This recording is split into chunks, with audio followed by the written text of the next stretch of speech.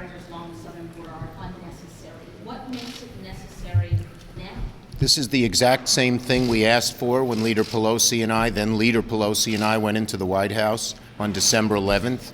1.375 for fencing and other types of barriers with the same language we had in 2018 and 17, which says only technologies that have been used before can be used again. We've always been for fencing, but this doesn't allow for a concrete wall of any kind.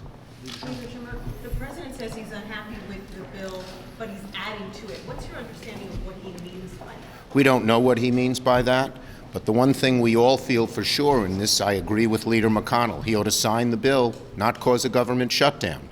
There are great limits on what he can do and cannot do, and we'll have to see what he means. Back to the question about the appropriations. We hear a lot about transfer authority, though. Is there a limit on what you think is acceptable for the president to move money around without a congressional blessing, and if that starts to eat into other priorities? Well, he'll have to determine if he wants to try to move it around, whether he wants to take back on Coast Guard cutters or FEMA or something like that. He can't raise the caps. And as for moving around the money, he needs congressional permission to do it.